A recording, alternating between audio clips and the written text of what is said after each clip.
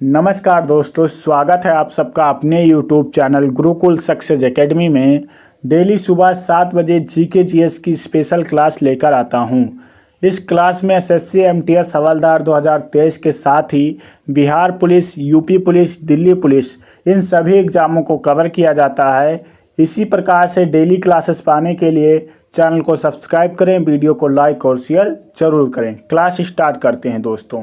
निम्नलिखित में से किस राज्य की सीमा भूटान देश के साथ नहीं लगती है? मिजोरम राज्य की सीमा भूटान देश के साथ नहीं लगती है। ऑप्शन नंबर डी इसका सही आंसर होगा। आगे बढ़ते और अगला प्रश्न है, गुजरात का माधोपुर मेला किसकी याद में मनाया जाता है? भगवान श्री कृष्ण और रुक्मणी देवी के याद में मनाया जाता है। ऑप्शन नंबर बी इसका सही आंसर होगा। माधोपुर मेला कहाँ मनाया जाता है? तो गुजरात राज्य में मनाया जाता है। किसकी याद में?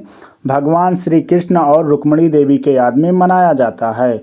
अगला प्रश्न है, गर्म पानी वन्य अभ्यारण्य कहाँ पर स्थित है? गर्म पानी वन्य अभ्यारण्य असम राज्य में स्थित है। ऑप्शन नंबर ए इसका सही आंसर होगा। जिसका भी आंसर ऑप्शन नंबर ए है, बिल्कुल सही आंसर है। अगला प्रश्न है, पहली बार परमाणु बम कहाँ फेंका गया था?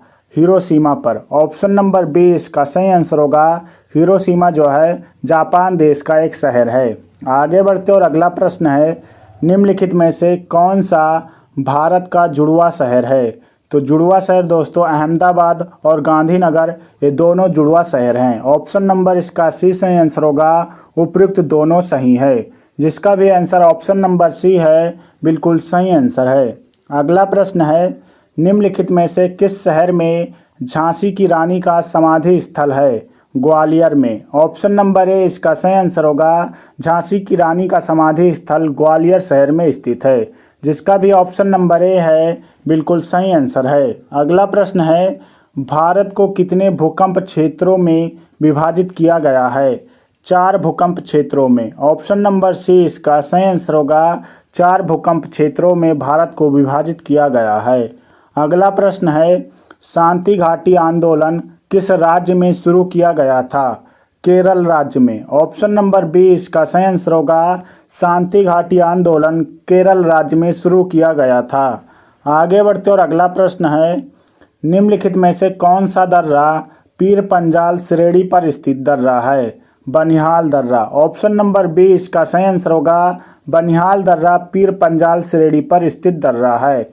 आगे बढ़ते और अगला प्रश्न है, तीसरा गोलमेज सम्मेलन किस वर्ष आयोजित किया गया था? तीसरा गोलमेज सम्मेलन 1932 में आयोजित किया गया था। ऑप्शन नंबर सी इसका सही आंसर होगा। 1932 में तीसरा गोलमेज सम्मेलन आयोजित किया गया था। अगला प्रश्न है, शुष्क वन अनुसंधान संस्थान कहाँ पर स्थित है? जोधपुर राजस्थान में। ऑप्शन नंबर डी इसका सही आंसर होगा। दोस्तों अगर आप लोगों को इस क्लास की पीडीएफ चाहिए तो दिए गए टेलीग्राम चैनल को ज्वाइन कर लें, वहां से आप लोगों को डेली पीडीएफ मिलेगी। आगे बढ़ते और अगला प्रश्न है, गरीबी को दूर करने का उद्देश्य किस पंचवर्षीय योजना से जुड़ा हुआ था? 5वीं पंचवर्षीय योजना से। ऑप्शन नंबर बी इसका सही आंसर होगा। 5वीं पंचवर्षीय योजना 1974 से शुरू हुई थी और 1979 में ख़त्म हुई थी। दोस्तों कब? 1979 में ख़त्म हुई थी। आगे बढ़ते और अगला प्रश्न है, मध्य प्रदेश निम्नलिखित में से किसका विशालतम उत्पादक है? दालों का। ऑप्शन नंबर बी इसका सही आंसर होगा। जिसका भी ऑप्शन नंबर बी है, बिल्कुल सही आंसर है। आगे बढ़ते और अगला प्रश्न है, देना बैंक और विजया बैंक का विलय किस बैंक में किया गया है? तो देना बैंक और विजया बैंक का विलय बैंक ऑफ बड़ौदा में किया गया है। ऑप्शन नंबर डी इसका सही आंसर होगा।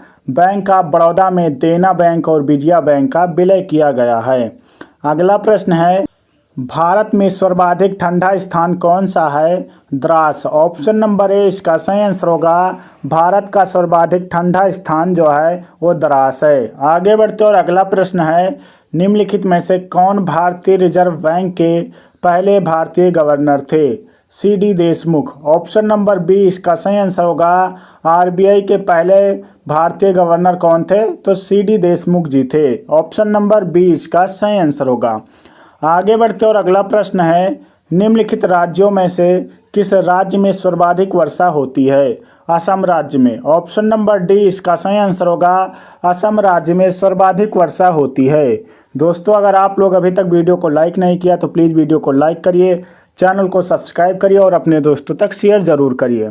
अगला प्रश्न है, भारत के संविधान में कौन सा अनुच्छेद नए राज्य के गठन के लिए दिया गया है? अनुच्छेद 3। ऑप्शन नंबर बी इसका सही आंसर होगा, अनुच्छेद 3 जो है वो नए राज्यों के गठन के लिए दिया गया है। अगला प्रश्न है, भारत की जलवायु को मुख्य तौर पर किस प्रकार की जलवायु कहा गया है?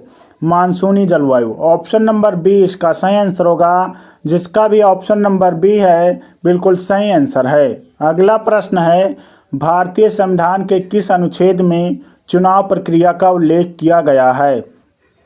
अनुच्छेद 324 से अनुच्छेद 329 तक चुनाव प्रक्रिया का उल्लेख किया गया है।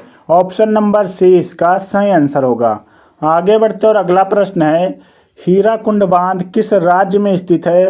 हीराकुंड बांध उड़ीसा राज्य में स्थित है। ऑप्शन नंबर डी इसका सही आंसर होगा, हीराकुंड बांध जो है वो उड़ीसा राज्य में स्थित है। अगला प्रश्न है, नाइट्रोजन का परमाणु क्रमांक कितना होता है?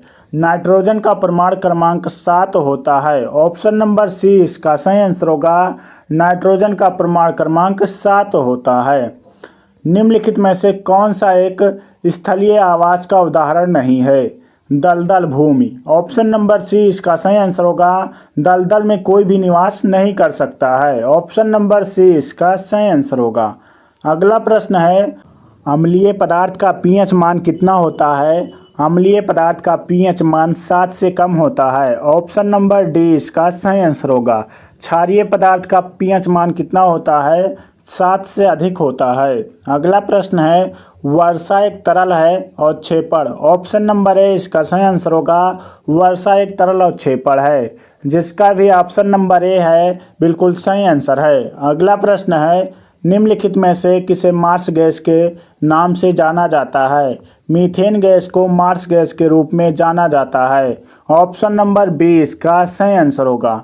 आगे बढ़ते और अगला प्रश्न है, रात के समय हवा की दिशा क्या होती है? रात के समय हवा की दिशा स्थल से समुद्र की ओर होती है। ऑप्शन नंबर सी इसका सही आंसर होगा। जिसका भी आंसर ऑप्शन नंबर सी है बिल्कुल सही आंसर है। अगला प्रश्न है, आधुनिक आवर्त सारणी में कार्बन से पहले कौन सा तत्व आता है? लिथियम। ऑप्शन नंबर डी इसका सही आंसर होगा, कार्बन से पहले लिथियम आता है। आगे बढ़ते और अगला प्रश्न है, निम्नलिखित में से किस ग्रह को सौंदर्य का देवता कहा जाता है? शुक्र ग्रह को सौंदर्य का देवता कहा जाता है। ऑप्शन नंबर इसका बी सही आंसर होगा। आगे बढ़ते और अगला प्रश्न है, निम्नलिखित में से कौन हाइड्रोजन का रेडियो समस्थानिक है? तो रेडियो समस्थानिक दोस्तों ट्राइटियम है। ऑप्शन नंबर डी इसका सही आंसर होगा, रेडियो समस्थानिक ट्राइटियम है। दोस्तों, अगर आप लोगों को वीडियो अच्छी लगी हो तो प्लीज़ वीडियो को लाइक करिए, चैनल को सब्सक्राइब करिए और अपने दोस्तों तक शेयर ज़रूर करिएगा। मिलते हैं अगले वीडियो में, तब तक के लिए जय हिंद, जय भारत।